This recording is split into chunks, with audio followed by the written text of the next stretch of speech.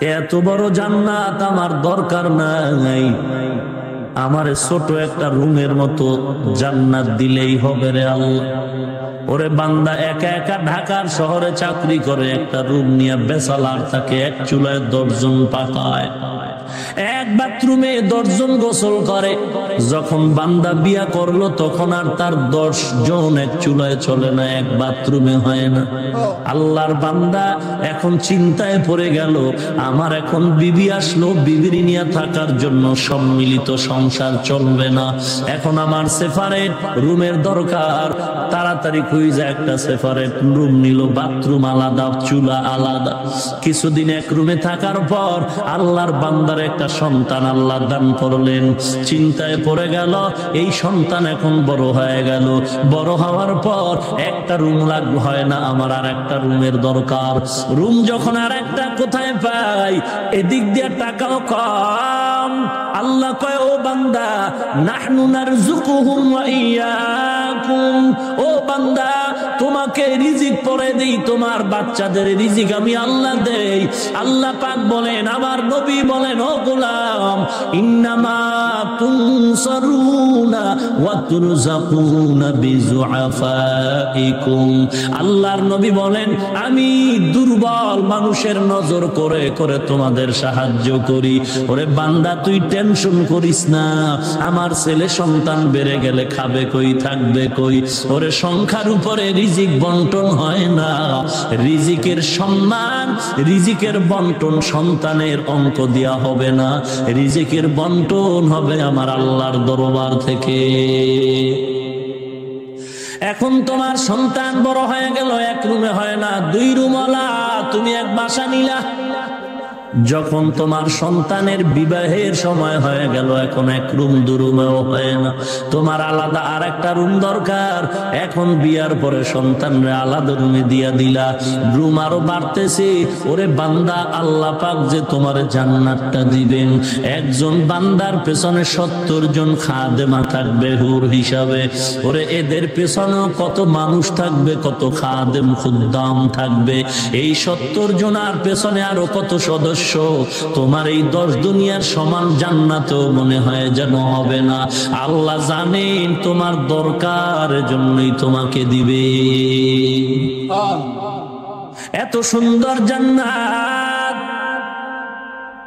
কেমন সুন্দর জান্নাত আল্লাহ আপনাকে আমাকে দান করবেন।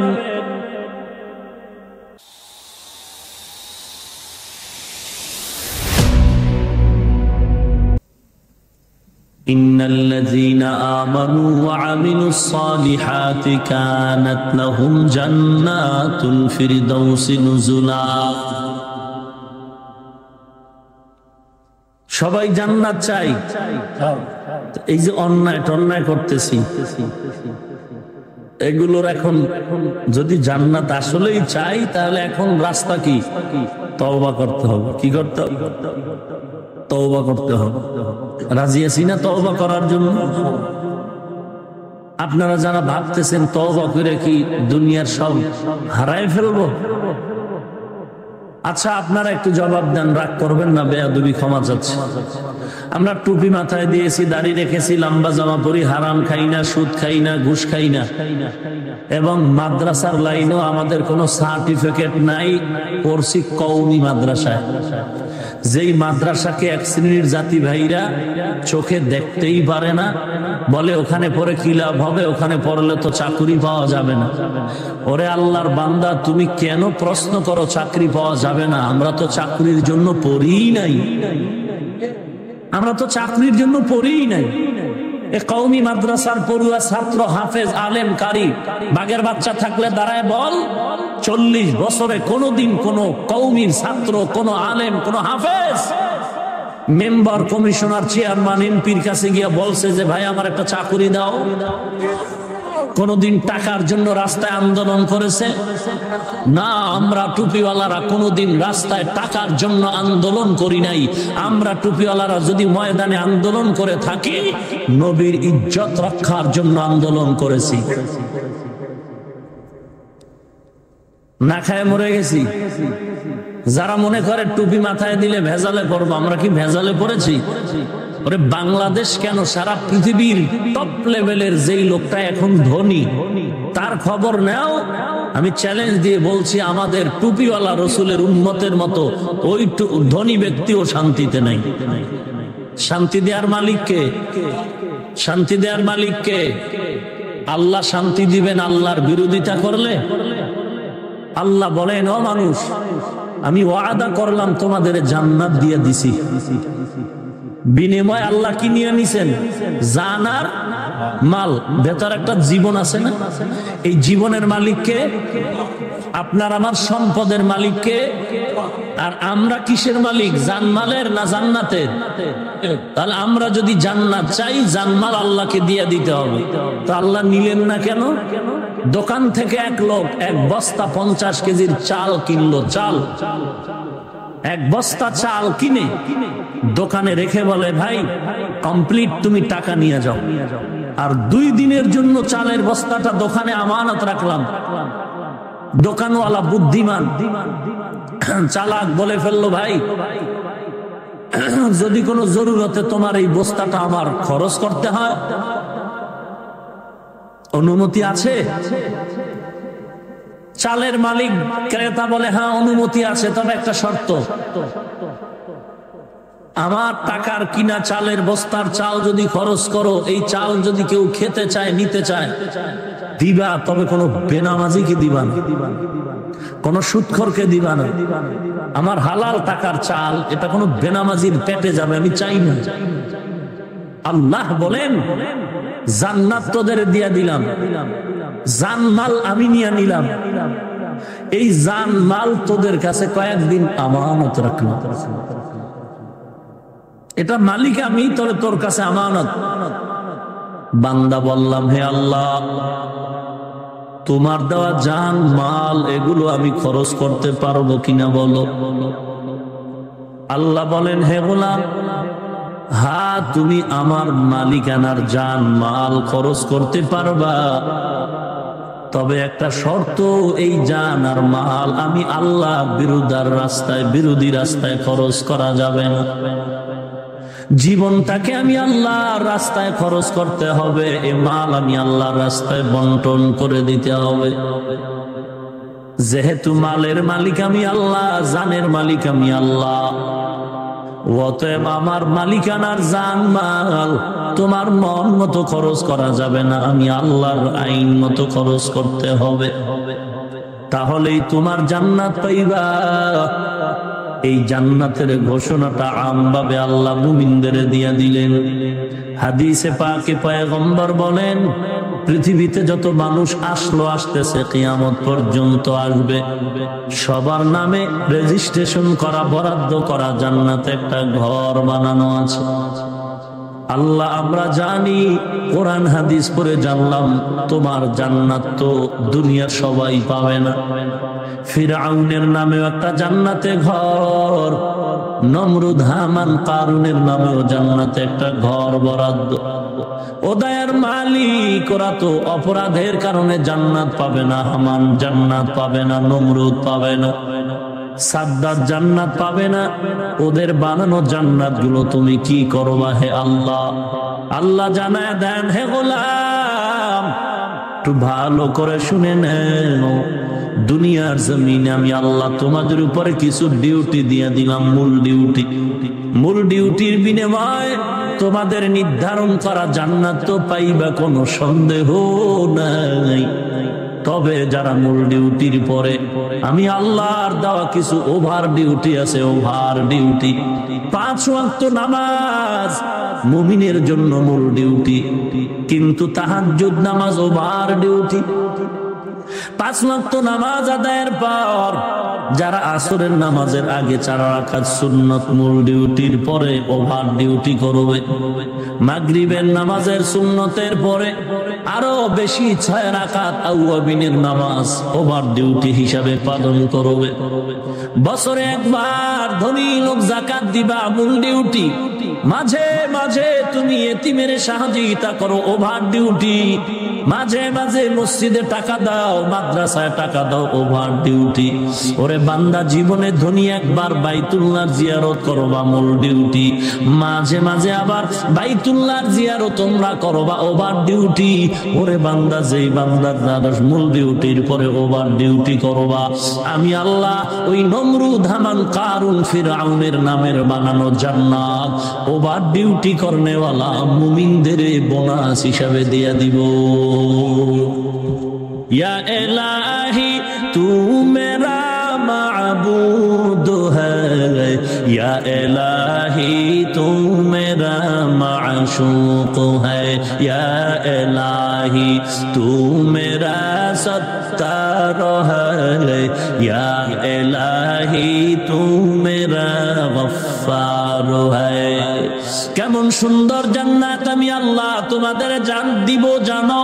এমন সুন্দর ওই জান্নাত, যে নিম্নের জান্নাত পাবে এই জমিন থেকে 10টার সমান পাবে। কয়টার সমান? এ জমিন থেকে 10 গুণ বড় এক জান্নাত। এত বড় জান্নাত আমার দরকার নাই, আমার ছোট একটা রুমের মতো জান্নাত দিলেই হবে রে আল্লাহ। ওরে বান্দা, একা একা ঢাকার শহরে চাকরি করে, একটা রুম নিয়ে বেসালার থাকে, এক চুলায় 10 জন পাকায়, এক বাথরুমে 10 জন গোসল করে। যখন বান্দা বিয়া করলো তখন আর তার 10 জন এক চুলায় চলে না, এক বাথরুমে হয় না।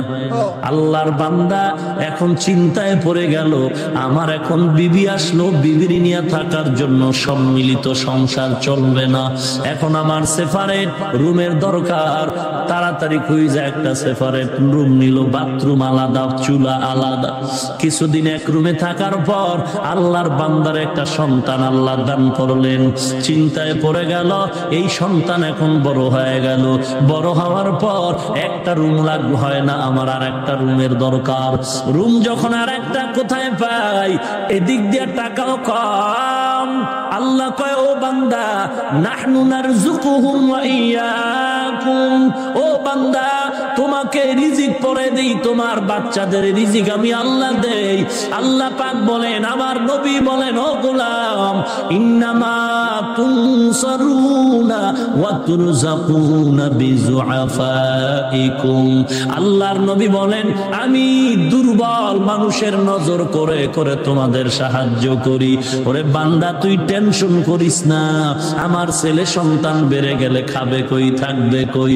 ওরে সংখ্যার উপরে রিজিক বন্টন হয় না, রিজিকের সম্মান, রিজিকের বন্টন সন্তানের অঙ্ক দেয়া হবে না, রিজিকের বন্টন হবে আমার আল্লাহর দরবার থেকে। এখন তোমার সন্তান বড় হয়ে গেল, এক রুমে হয় না, 2 রুমওয়ালা, তুমি এক বাসা নিলা। যখন তোমার সন্তানের বিবাহের সময় হয়ে গেল, এখন এক রুম 2 রুমেও হয় না, তোমার আলাদা আর একটা রুম দরকার। এখন বিয়ার পরে সন্তানরা আলাদা রুমে দিয়া দিলা, রুম আরো বাড়তেছে। ওরে বান্দা, আল্লাহ পাক যে তোমার জান্নাতটা দিবেন, একজন বান্দার পেছনে 70 জন খাদেমা থাকবে হুর হিসাবে। ওরে এদের পেছনেও কত মানুষ থাকবে, কত খাদেম খুদ্দাম থাকবে। এই 70 জনার পেছনে আরো কত সদস্য। তোমার এই 10 দুনিয়ার সমান জান্নাতও মনে হয় যেন হবে না। আল্লাহ জানেন তোমার দরকার, জন্যই তোমাকে দিবে। এত সুন্দর জান্নাত, কেমন সুন্দর জান্নাত আল্লাহ আপনাকে আমাকে দান করবেন। পৃথিবীতে যত আরাম আয়েশের হোটেল বানালো, দুবাইতে পানির মধ্যে হোটেল বানানো হয়েছে, ঢাকার শেরাটন, কত সুন্দর হোটেল, পৃথিবীতে কত আরামদায়ক হোটেল। কিন্তু আমার মন বলে পৃথিবীতে এমন কোন আরামের জায়গা নাই যেখানে একজন পুরুষের পেছনে সুন্দরী 70 জন দেওয়া হবে। আল্লাহ বলেন, এমন আরামের জান্নাত বানাইলাম, একটা জান্নাতীদেরকে আমি আল্লাহ একজন নয় 70 জন খাদেমা দিব। আর এদের সকলের সরদারিনী নেতা হবে, নেতৃত্ব দিবে তোমার জমিনের দুনিয়ার আপন বিবি। এত সুন্দর জান্নাতটা যদি চান বিড়ি টানলেই পাওয়া যাইব। এত সুন্দর জান্নাত যদি পেতে চাও, ঢাকা সিলেট গাড়ি চলে এসিওয়ালা নন এসি। আপনি যদি নন এসি গাড়ি লোকাল আছে, আবার ডাইরেক্ট আছে। ডাইরেক্ট গাড়ির ভাড়া আলাদা, লোকাল গাড়ির ভাড়া আলাদা। লোকাল গাড়ির ভাড়া দিয়া যদি আপনি এসিওয়ালা গাড়ি চান, আপনাকে তো সিট দিবেই না, বরং তাকায় তাকায় লজ্জা দিয়া হাসি করবে। হ্যাঁ, ওই আপনি টাকা কম দিয়েও নন এসি গাড়ির থেকে আপনি ওই টাকা দিয়ে এসিওয়ালা গাড়ি পাবেন। যদি আপনার আখলাক ভালো হয়, ব্যবহার ভালো হয়, আপনি লোকটা গরিব হন, অনেকের দয়া হয়ে যাবে, এই লোকটা গরিব, আমি চিনি, তার টাকা নাই পয়সা নাই, তারে আমার গাড়িতে পরিচয় করায় দাও। তবে পরিচিত লোক থাকতে হবে কাউন্টারে। কাউন্টারে যদি পরিচিত লোক না থাকে, আপনারে কম টাকায় নিবে না। ওরে নবীর উম্মতের দল, আল্লাহ পাক এই দামি জান্নাত এমনি দিবে না। আল্লাহ বলেন, দুইটা কাজ যদি করো, আমি আল্লাহ তোমারে দামি জান্নাত দিব। তবে কাজের কোয়ালিটি সবার এক হবে না। কারো কাজের কোয়ালিটি দ্রুত হবে, কারোটা ভালো হবে, কারোটা একটু খারাপ হবে। কারো কাজের কোয়ালিটি ফার্স্ট, কারোটা সেকেন্ড, কারোটা থার্ড ক্লাসের হবে। কিন্তু দিলের তামান্না আর আখলাক যদি ভালো হয়, আল্লাহ দয়া করে থার্ড ক্লাস ওয়ালার আমলটারে মোহাব্বতের নজরে ফার্স্ট ক্লাসের মর্যাদা দিয়ে দিবে। আল্লাহ বলেন, ওই জান্নাত যদি পেতে চাও, দুটো কাজ করা লাগবে, দুটো কর্মসূচি পালন করা লাগবে। এক নাম্বার ঈমান, দুই নাম্বার কাজ হলো নেক আমল। ঈমান আরবি শব্দ, যার অর্থ হলো বিশ্বাস। বিশ্বাসের স্তর তিনটা, ইখতিলাফ আছে আইম্মায়ে কেরামের ভেতরে ঈমানের সংজ্ঞা নিয়ে যথেষ্ট পরিমাণে ইখতিলাফ আছে। কেউ বলেছেন তাসদীক বিল কলব, এটাই ঈমান। কেউ বলেছেন না না, আমল বিল আরকান ঈমানের অংশ। কেউ বলেছেন তিন কথার সমন্বয় হলো ঈমান। রাসূলের হাদিসে বলে দুই জিনিসের সমন্বয় হলো ঈমান। আল ঈমানু বাইনাল খাউফি ওয়ার রাজা, আশা এবং ভয়ের মধ্যখানের নাম হলো ঈমান। ঈমানের স্তর তিনটা, ইকরার বিল লিসান, তাসদীক বিল জানান, আমল বিল আরকান। বিশ্বাসের আরো একটা শব্দ কোরআনে আছে, ইয়াকিন। ইয়াকিন মানেও বিশ্বাস। কাল্লা লাউ তা'লামুনা ইলমাল ইয়াকিন সুম্মা লাতারাউন্নাহা আইনাল ইয়াকিন। এখানে ইয়াকিন মানেও বিশ্বাস। ইয়াকিনের স্তর তিনটা, ইলমুল ইয়াকিন, আইনুল ইয়াকিন, হাক্কুল ইয়াকিন। শুনে শুনে বিশ্বাস করা ইলমুল ইয়াকিন, চোখে দেখে বিশ্বাস করা আইনুল ইয়াকিন, বাস্তবে নিজে উপলব্ধির মাধ্যমে বিশ্বাস করা হলো হাক্কুল ইয়াকিন। নভেম্বরের 13-14 তারিখে কক্সবাজার টেকনাফ বয়ান করে সরল শরীরে তাকায় দেখছি সাগরের পার থেকে বার্মা এলাকায় মুসলমানের গ্রামে গ্রামে আগুন আর আগুন। মানুষগুলো জ্বলছে আর চিল্লাইতেছে। ওদের আত্মীয় স্বজনেরা এপারে বসে ওদের দিকে তাকায় তাকায় সাগরের কিনারায় বসে চোখের পানি ফেলে কান্না করে। ওরে নবীর উম্মতের দল, বারবার মুসলমানের বিপদ দেখে তুমি আরামে ঘুমায় না, খুশি মনে ঘুমায় না। কারণ তুমি জানো না ইহুদি কুকুরগুলো মুসলমানের চূড়ান্ত দুশমন। রাস্তার কুকুর তোমাকে একটু সম্মান করবে, তবে ইহুদি কুত্তা তোমাকে সম্মান করবে না। এ খ্রিস্টান মুসলমানের চূড়ান্ত দুশমন। বোন, মনে করিও না বার্মার মুসলমানের উপরে অত্যাচার, আমরা মায়ের কোলে আরামে ঘুমাই। না না না, দুইটা গরু ধানের ক্ষেতের মধ্যে একত্রে ধান খায়। মালিক বেত নিয়ে একটা গরুর উপরে জোরে আঘাত করলো, একটা গরুর উপরে বেত দিয়ে আঘাত করা মাত্র আর একটা গরু জোরে দৌড় দিল। জিজ্ঞাসা করি, এ গরু, তোরে তো পিটায় না, তুই কেন দৌড়াও? গরু ডেকে বলে, আমার বুঝতে বাকি নাই, তারপরে সিরিয়াল হলো আমার।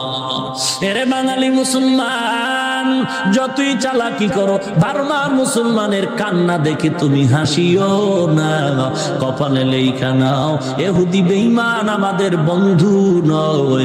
বার্মার পরের সিরিয়াল হবে তোমার আর আমার। हकीकत से तू दुनिया बेखबर है, दुनिया की नुमाइश पर नजर है। नमी गोयम के आज दुनिया जुदा बश, बहर कार के बाशी बा खुदा बाश। चिस्ते दुनिया आज खुदा फिर बुदन में कमाशो नुकरा हो फरजिंदोजा। জান্নাত চাইনি, কথা কন না কেন? জান্নাত চাইনি। দাঁড়ানো যুবক, জান্নাত চাও? যদি জান্নাত চাও, তুমিও চাও, আমি হাফিজুর রহমানও জান্নাত চাই। আমি জান্নাত চাই বলি গরমের ভেতরে টুপি মাথায় দিলাম। আমি জান্নাত চাই বলি এই তো লম্বা জামা পরলাম। আমি জান্নাত চাই বলে তো দাড়িটা লম্বা করলাম। কারণ আল্লাহর কালাম পড়ে দেখলাম এর ভেতরে কোনো মিথ্যার অবকাশ নাই। এ কোরআনের পেছনে দুশ্মনী কম করে নাই বেঈমানের দল, আজও পর্যন্ত একটা ভুল বের করতে পারে নাই। এরে যুবক, অনুরোধ করে বলছি, পাগলামি করিস না, পাও দুটো আগায় দে। আমি তোর পায়ে ধরে বলছি, আল্লাহর কালাম হাতে নিয়ে দেখ, যদি একটা ভুল পাও, আল্লাহর কসম আমি কোরআন জ্বালায় দিব, আমিও দাড়ি টুপি ফেলে দিব। কিন্তু আজও পর্যন্ত একটা ভুল কেউ বের করতে পারে নাই। ওরে যুবক, তোমার জিহ্বা নাড়ায় জবাব দাও, আল্লাহর কোরআন সত্য না মিথ্যা? বলো যুবক, ওই কোরআনের ভেতরে জান্নাতের বয়ান আসেনি? কথা বলো। কোরআনের ভেতরে জাহান্নামের বয়ান আসেনি? মিথ্যা, জাহান্নামের বয়ান মিথ্যা। এ যুবক, আল্লাহর কোরআন খুলে দেখ। আগে আরবিতে বয়ান, আলেম ওলামারা বয়ান করে, কোরআন পড়ে। অনেকে বলতো আমরা আরবি জানি না, বুঝিও না। এর যুবক, এখন কত সুন্দর প্রযুক্তি তোমার হাতে কোরআন এনে দিল। মোবাইলটা ওপেন করিয়া ইন্টারনেট থেকে সার্চ করে কোরআন, বাংলা কোরআন লিখে ডাউনলোড করে দেখ। আমি যে কয়েকটা সূরার নাম বলি, সূরাগুলোর তরজমা আজকে গিয়া বাসায় পড়বি।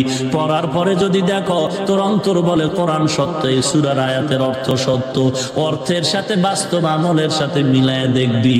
যদি দেখো জাহান্নামের আয়াতের সাথে তোমার আমলের মিল আছে, আমি হাফিজুর রহমানের বলার দরকার নাই, তুমি কপালে লেখা নিও তুমি জাহান্নামের আসামি। আল্লাহ পাক রব্বুল আলামিন কোরআনে হাকিমের ভেতরে জাহান্নামের বয়ান করেছেন।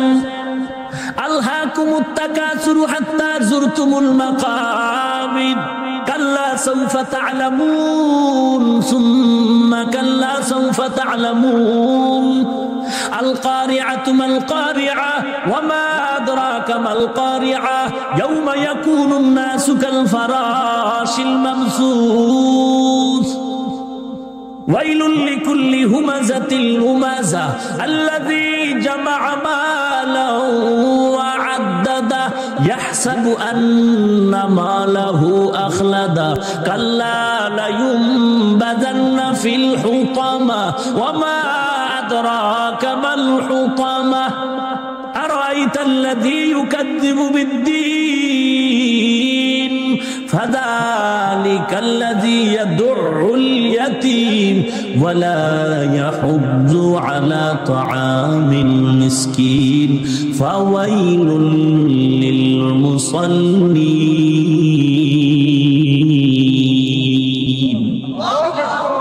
আরো আস্তে করে বলে, कलाम जिंदा कुरान हकीम हिकमत उला यज़ाल सतो कदीम जमीउल इल्म फिल कुरान हकीम तकासर अन्हु अफहामुर रिजाली बखा कुरान कलामुल्लाह बशनो कदीम अस्ती नईनो একটুখানি নেকের তরে রোজ হাসরের মাঠেতে বাবা ঘুরবে ছেলের পিছে ছেলে বাবার আগেতে আহাতে মন কঠিন দিনেতে আল্লাহ কিন্তু ছাড়বে না ঠিক মতো পড়িলে নামাজ জান্নাত তোমার ঠিকানা আমার প্রাণের ভাই বোনেরা জলদি করে উঠে যাও ওযু করে তাড়াতাড়ি নামাজ পড়তে লেগে যাও নবী বেনামাজির শাফাআত করিবেন না ঠিক মতো পড়িলে নামাজ জান্নাত তোমার ঠিকানা ঘুমের চেয়ে নামাজ ভালো আর তুমি ঘুমাইও না ঠিক মতো পড়িলে নামাজ জান্নাত তোমার ঠিকানা এরে নবীর উম্মতের দল জান্নাত যদি পেতে চাও এক নাম্বার ঈমান দুই নাম্বারে নেক আমল করবা ঈমানটারে আগে মজবুত করে নাও আমরা কালেমা পড়ে জবানটা দিয়া স্বীকার করে নিয়েছি লা ইলাহা ইল্লাল্লাহু মুহাম্মাদুর রাসূলুল্লাহ এ কালেমা সবাই পড়েছেননি আমি যে কালেমাটা পড়ে শুনাইলাম বলেন এই কালেমার পক্ষে আপনারা না বিপক্ষে হুজুরের আগে বলেন হুজুর যারা টুপি আলো আপনাদের কালেমা কি এইটাই নাকি অন্যটা কথা বল এবার হুজুর ছাড়া যারা টুপিওয়ালা না তারা বলেন আপনাদের কালেমা আলাদা না আমি যেটা পড়লাম এটাই সত্যি হুজুরেরাও এই কালেমা সবার কালেমা এক সবাই জাহান্নাম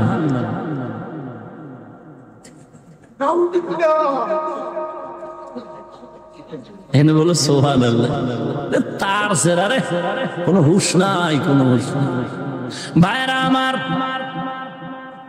সবাইকে কালেমার পক্ষে আবার জিহ্বা নাড়ায় বলেন এই কালেমার পক্ষে আমি কি উত্তর দিলাম সবাই সবাই যদি আপনারা বলেন এই কালেমার পক্ষে তাহলে সবাই জাহান্নামী আমিও কারণ আমিও এর পক্ষে ফতুয়াটা কে দিল টেলিভিশনের এক বক্তা ফতুয়া দিয়েছে টেলিভিশন থেকে ফতোয়া দিয়েছে এক টুপিওয়ালা বলেছে কালিমায়ে তাইয়্যিবা এটা কুফরি কালিমা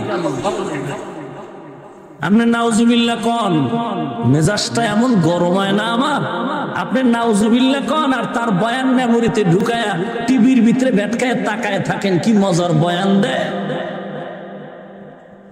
আবার এখানে বসে আপনি নাউজুবিল্লাহ বলেন আবার টেলিভিশনের দিকে তাকায় থাকেন চাতক পাখির মতো হুজুর কি মজার বয়ান দেয় হুজুর মজার বয়ান দিয়ে বলে কালিমায়ে তাইয়্যিবা কুফরি কালিমা তো তার ফতুয়া যদি সঠিক হয় তাহলে আপনারাও জাহান্নামী আপনার 14 পুরুষ বাপ দাদা সবাই জাহান্নামী শুধু তাই না যে হুজুর টেলিভিশনে ফতোয়া দিল তার দাদাও জাহান্নামী কারণ তার দাদা এই কালেমা পড়ে কবরে গেছে কথা বলেন না কেন ওরে নবীর উম্মত কালেমা পড়ার কারণে আমরা বাংলাদেশের সবাই জাহান্নামে যাব আর যেই লোকটা ফতুয়া দিয়া জান্নাতে যাবে তাকে একটু ভালো করে চিনা দরকার লোকটাকে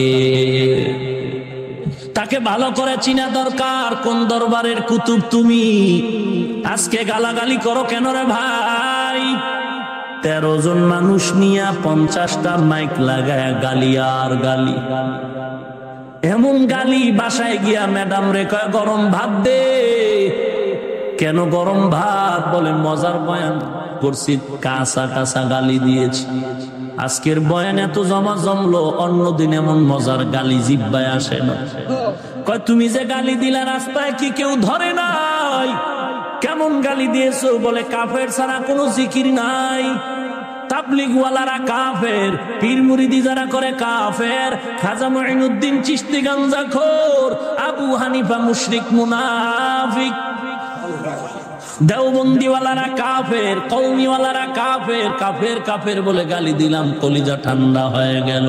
ম্যাডাম বলে রাস্তায় কি কেউ ধরে নাই? আল্লাহর বান্দা কয় রাত 12টার পরে খোলা ময়দানে গোল দিলাম, ধরবে কোন সুরে? দেখছেন এটি সব 12টার পর। আমরা যখন ঘুমায় থাকি তখন খোলা ময়দানে গোল দেয় পরাজিত খেলোয়াড়, ঠিক কিনা বলেন?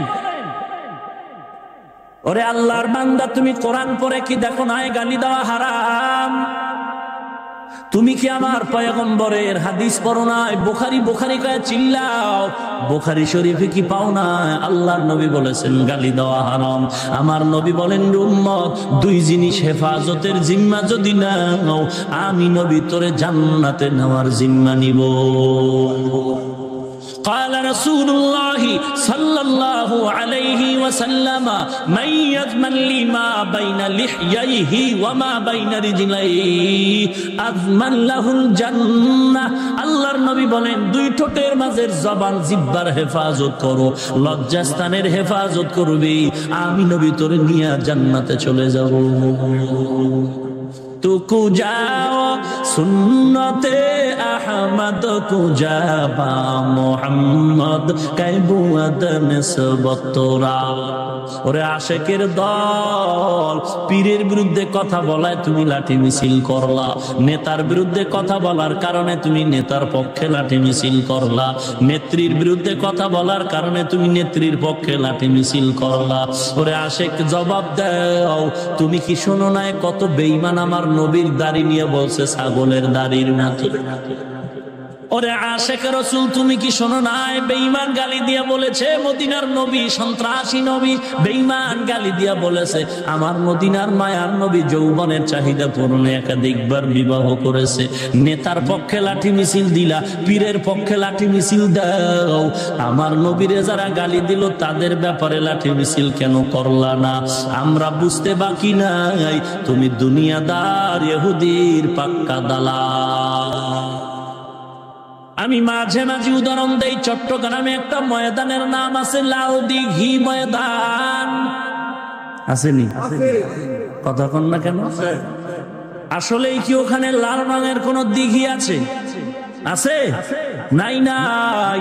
চট্টগ্রামে লাল দিঘির পার্শ্বে যেমন কোন লাল রঙের দিঘি নাই, ঢাকার শান্তি নগরে যেমন শান্তি নাই, মুন্সির হাটে যেমন মুন্সি নাই, আমার দেশে কত কত লক্ষ আশেকে রসুল আছে, এরা সুন্নি নামের টাইটেল লাগায় আশেক দাবি করে, চেহারা দিয়ে তাকাইলে এশকো নাই, সুন্নতের কোনো খবর নাই। কারে শয়তা নিকুনি নামতলি গরওয়ালি লানতাস্তে বরওয়ালি। ওরে নবীর উম্মত, ঈমানটারে মজবুত করে নাও। কষ্ট হচ্ছে না? মিষ্টি চিনেন? মিষ্টি মিষ্টি ভালো না খারাপ? কথা কন ভাই। 5 কেজি মিষ্টি আমি স্টেজে দিয়া সবাইকে বললাম সবাই মিষ্টি খান। কুমিল্লার রসমালাই বড় দামি, বড় দামি, বিবাড়িয়ার রসমালাই আরো মজা, বগুড়ার দধি বড় স্বাদ। 5 কেজি মিষ্টি স্টেজে দেওয়ার পরে ভিআইপি মেহমান বলে 5000 টাকা চান্দা নাও, মিষ্টি দিও না। কেন? মিষ্টির ভিতরে বিষ লাগানো। বুঝলে জবাব দেন, মিষ্টিতে বিষ লাগানো কেন বললো খাবো না? কথা কন। মিষ্টিতে ভেজাল না নিজের ভেতরে ভেজাল? কি ভেজাল? ডায়াবেটিস। কন না কেন? বাংলা কথা বুঝেন না? ডায়াবেটিস। মিষ্টিতে ভেজাল নাই, নিজের ভেতরে ভেজাল। গরুর গোশত ভালো না খারাপ? যত গোশত খাই গরুর মতো মজার গোশত আর পাই না। যে কারণে আমগো হিন্দু ভাইরাও মাঝে মাঝে কয় এই মজা চাইরা লাভ কি, আমরাও খাই। ভারতের ভেতরে গরু জবাই করা নিষেধ, তারপরও লক্ষ লক্ষ গরু জবাই হচ্ছে, কিন্তু গরুর গোশত সবাই খায়নি। সবাই খায়? না, অনেকের কাছে বিষের মতো, কারণ গোশত খারাপ না নিজের ভেতরে অ্যালার্জি। এরে আল্লাহর বান্দা, তোমার অ্যালার্জি আছে, তুমি গরুর গোশত খাও না, চুপ। আওয়াজ দিবা না, বদনাম করবা না, কারণ তুমি না খাইলে কি হবে, আর একজনে তো খায়। মিষ্টি তুমি খাও না, তোমার পেটে ভেজাল, মিষ্টিতে কোনো ভেজাল নাই। তোমার পেটে ভেজাল হওয়ার কারণে চুপ করে বসে থাকো, বদনাম বলিও না, আর একজনে খায় আরাম পাচ্ছে।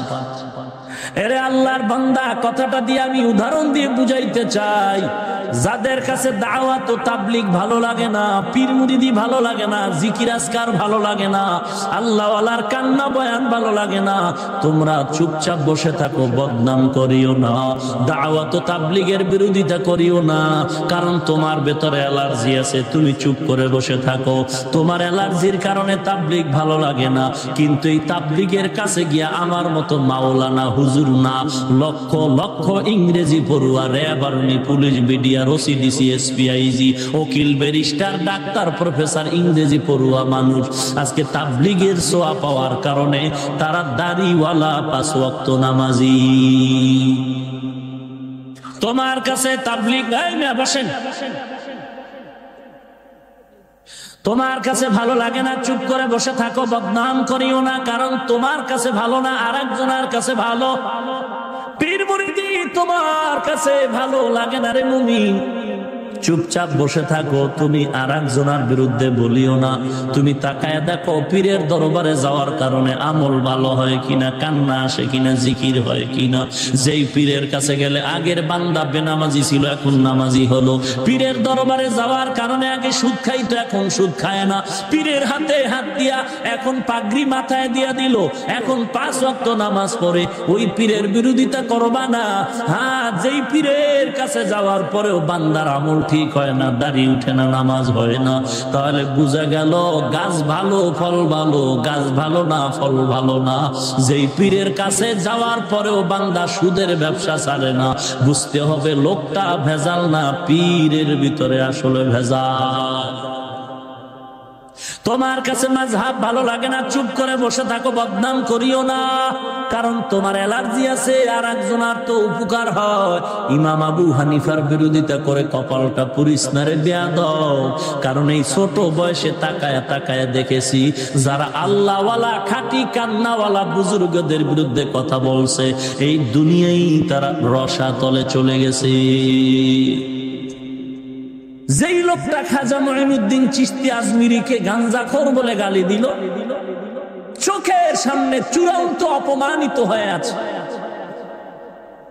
এরে আল্লাহর গোলাম, ঈমান 1 নাম্বার ঈমান। আমরা কালেমাটা জবানে পড়েছি, এবার অন্তরে ঢুকাইতে হবে কালেমার হাকিকাত। কালেমার হাকিকাত। ও নবীর উম্মত, আজ গালাগালির বাজার বড় গরম হয়ে গেল, হিংসা।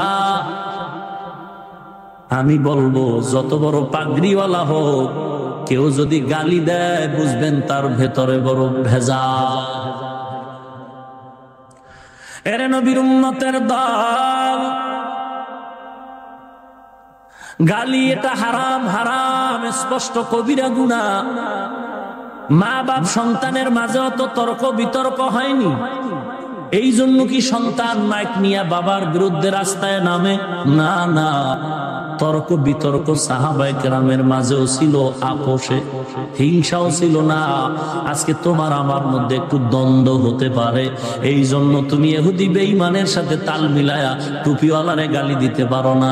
আজকে কত বেনামাজি তোমার দরবারে দৌড়ায়, কত সুদখোর তোমারে হাদিয়া দেয়, তুমি আরামে খাও, তারে তুমি কিছু বললা না। আমার মতো টুপিওয়ালারে গালি দিলা কেন রে বাবা?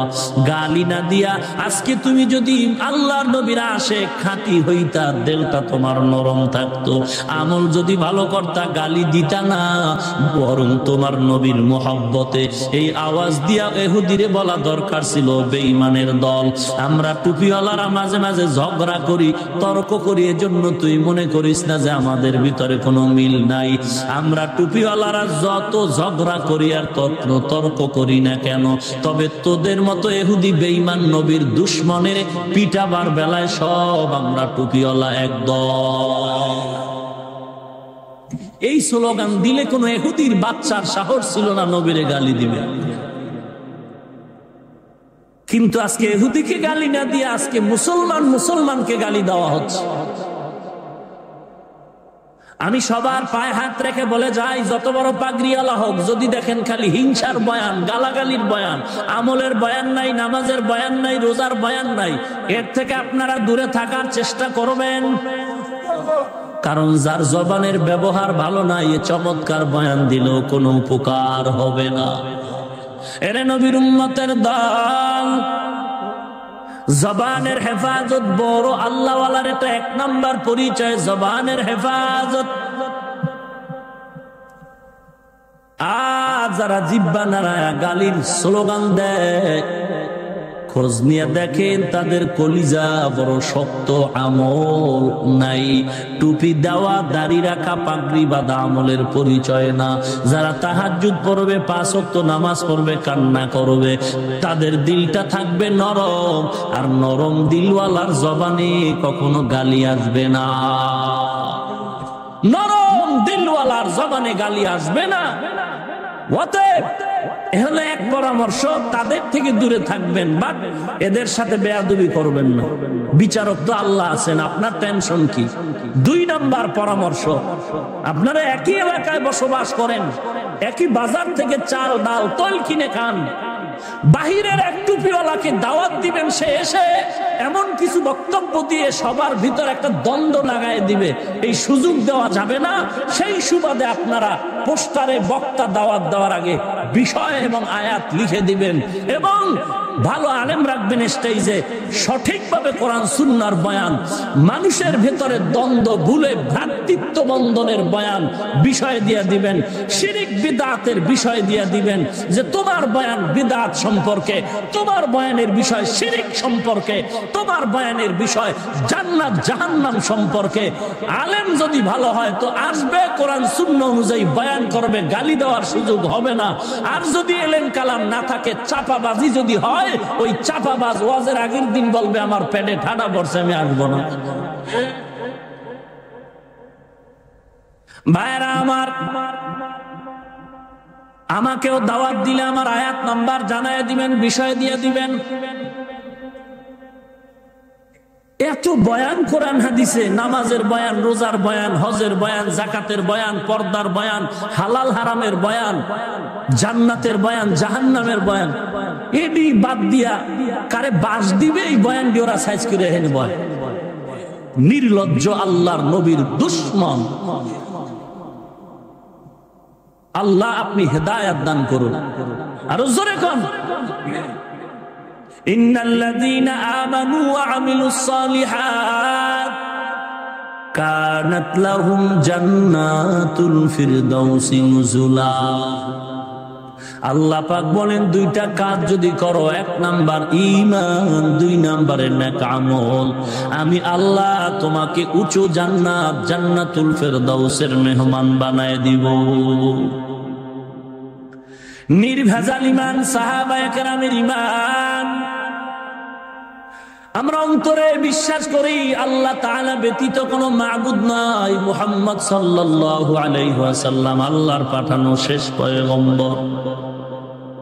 কথাটা অন্তরে ঢুকানোর পরে এবার বাস্তবে পরিণত করে দিতে হবে। আল্লাহ ছাড়া কেউ আছে নাকি? আবার মা নাই, বাবা নাই, ভাই নেই, বোন নাই, এক সময় দেখবো আমিও নাই। কে আছেন? আরো জোরে বলেন, আল্লাহু লা ইলাহা ইল্লা হুয়াল হাইয়্যুল কাইয়্যুম। আল্লাহ তাআলা চিরঞ্জীব, চিরস্থায়ী, যার লয় নাই, ক্ষয় নাই, আর কেউ নাই, আজরাইলও নাই। কে আছেন? আল্লাহ আছেন সারাক্ষণ, অতএব তার গোলামিও চলবে সারাক্ষণ।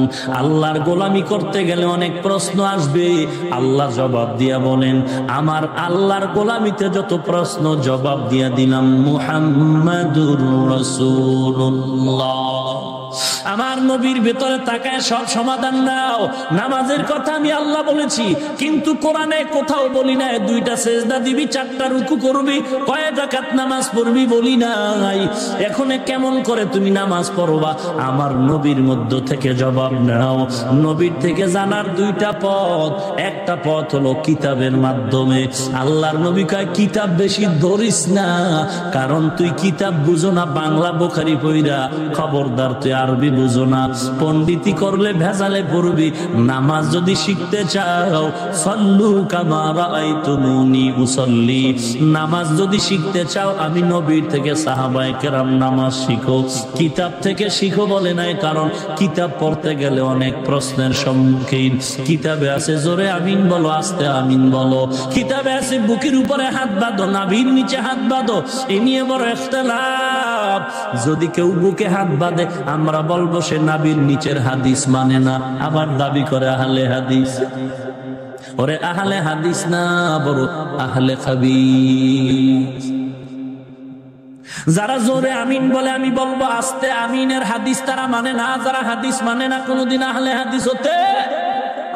ওরে নবীর উম্মত, আমরা কোনদিন আহলে হাদিসও দাবি করি না, আমরা ব্যানারও টানাই না, নবীজির সুন্নতের উপরে সাহাবায়ে কেরামদের অনুসরণে আমরা আমল করি। ওরে নবীর উম্মত, নবীর যুগে যা ছিল না তা মানা যাবে না, নবীর যুগে মাযহাব ছিল না মানা যাবে না, নবীর যুগে পীরতন্ত্র ছিল না মানা যাবে না।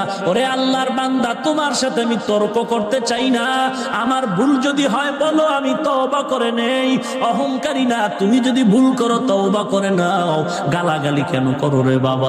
আমিও ভুলের ঊর্ধ্বে না, ভুল আমার হতেই পারে, ধরায় দাও, তওবা করে নেই, গালি দাও কেন? আমি পাস করলি টুপি মাথায় দিলাম, আমার বয়ানগুলো ইন্টারনেট থেকে ডাউনলোড কর, একটা বয়ানও দেখো কোন টুপি নিয়ে গালাগালি করেছে কিনা, আমি লম্বা জামা পরেছি অন্য পোশাকের বিরুদ্ধে বলেছে কিনা, আমি কওমি মাদ্রাসায় পড়েছি অন্য প্রতিষ্ঠানের বিরোধিতা করছি কিনা বলো বাবা। যদি ভুলে বলে নেই, বারবার ক্ষমা চেয়ে নিচ্ছি, একটাও গালি দেই না। অথচ কত মানুষ টুপি নিয়েও গালি দেয়, মাদ্রাসা নিয়েও গালি দেয়। ওরে গালি দাও কেন? আবার আওলাদে রাসূলের টাইটেলও লাগাও। আল্লাহর কসম একবার, আল্লাহর কসম 2 বার, আল্লাহর কসম 3 বার। আওলাদে রাসূল যারা হবে তারা গালি দিতে পারে না, আর যারা গালি দিবে আল্লাহর কসম তারা আওলাদে রাসূল না, তারা তাজা ভণ্ড মুনাফিক। ভাইরা আমার,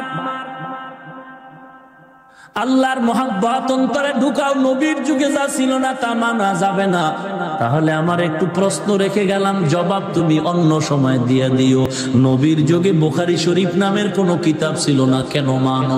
নবীর যুগে মুসলিম শরীফ নামের কিতাব ছিল না, কেন মানো? নবীর যুগে তিরমিজি শরীফ নামে কোনো কিতাব ছিল না, কেন মানো? ফাবুহিতাল্লাযী কাফার। কোনো জবাব নাই। এরা বয়ানের আগেই বলে আমরা তর্কে জড়াতে চাই না, তার মানে উদ্দেশ্য খারাপ। আমরা বাস দিব, কেউ কিছু বলতে পারবা না। ওরে আমরা আসলেই বলি না, গালি তো আমরাও জানি না। বাঙালি, এই বাংলা গালি শিখতে কিতাব লাগে নাকি? এ গালি জানি না, জানি, এমন গালি জানি, সাইজ করে দিতে পারি, কিন্তু না, জাহান্নামের ভয়ে জবানের হেফাজত করি। না হয় আমরা আহলে হক উলামায়ে কেরাম দাড়ি ছাড়া টুপি ছাড়া এই ময়দানে যুবকের অভাব নাই, এদেরও লাগবে না। আমরা টুপিওয়ালা আহলে হক যদি বাঁশের লাঠি নিয়ে রাস্তায় নামি, তোদের মতো বেদাতি ভণ্ড নাস্তিকের সাইজ করতে মাত্র 1 ঘন্টা সময়ের ব্যাপার। পারি, সব পারি বেটা, হাত তো 2টাই আছে, শক্তি তো কম নাই। আল্লাহর শকর, কাউকে গালি দেই না, শকর, জবান নাপাক করি না গালি দিয়ে, গীবত করে। অতএব শক্তি আছে, কেন করি না? আমরা বেয়াদবের বাচ্চা নয়। 1 ঘন্টা লাগে সাইজ করতে, ভণ্ড বেঈমান। টের পান না হুজুর গো ঠেলা কেমন? পান নাই, টের পান নাই?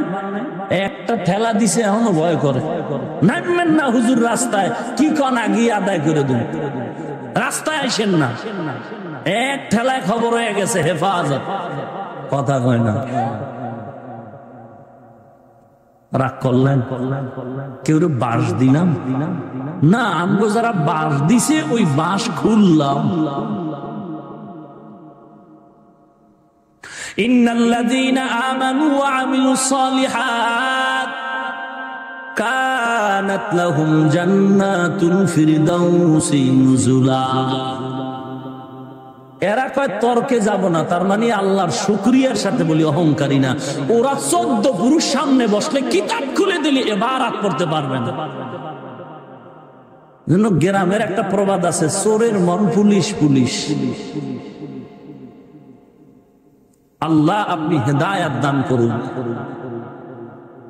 আমার হেদায়েত আগে চাই, আপনারটা আপনি চান, আর একজনের না। নিজের হেদায়েত দরকার, নিজের হেদায়েত দরকার। জান্নাত যদি পেতে চাও মুমিন, দুইটা কাজ, 1 নম্বরে ঈমান, 2 নম্বরে নেক আমল। ঈমানের আলোচনা, ঈমান এমন মজবুত নিতে হবে, মজবুত ঈমান নিয়ে সামনে আগাও। সাহাবায়ে কেরামের ঈমান, জীবন চলে গেছে তারপরও মাথা নত করে নাই। ওমর, পয়গম্বরের সাহাবী ওমর, খাব্বাব রাদিয়াল্লাহু তাআলা আনহু বসে বসে গল্প করে। ওমর বলে ইসলাম কবুল করতে আমি ওমর বড় কষ্ট করেছি। খাব্বাব ডেকে বলে, না না, আমার মতো কষ্ট আপনি করেন নাই। বলে কেমনে বলো?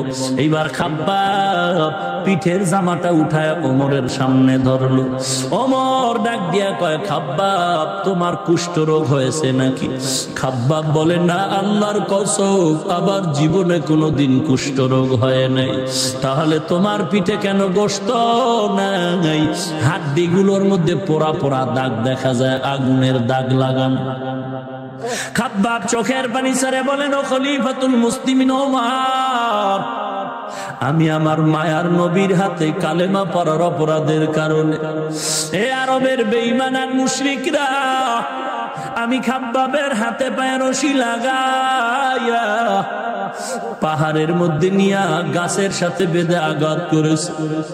আবার কখনো আগুনের জ্বলন্ত কয়লা সাজাইয়া আমি খাব্বাবের গায়ের জামাটা খুলিয়া জ্বলন্ত কয়লা আগুনের উপর আমি খাব্বাবের চিৎ করে শোয়াইয়া আমার বুকের উপরে পাথর চাপা দিয়েছে।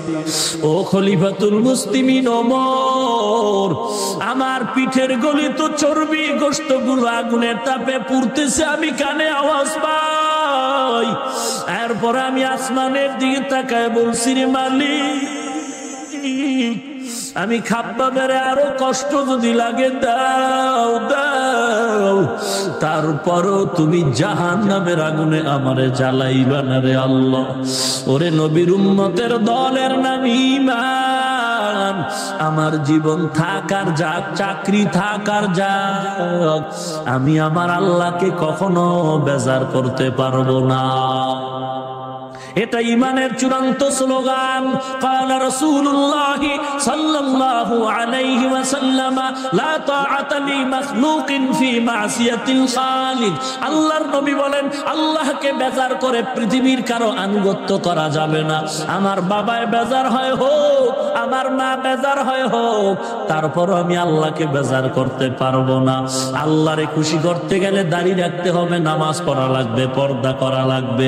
কিন্তু দাড়ি রাখলে আমার ম্যাডাম বেজার হবে, আমার শ্বশুর এলাকার মানুষ বেজার হবে। আমি যদি পর্দা করি আমার শ্বশুর এলাকার মানুষ বেজার। আজকে যদি বিয়ার অনুষ্ঠানে আমি যাই দেখি সব হিন্দুয়ানি প্রথা চালু হয়ে গেল।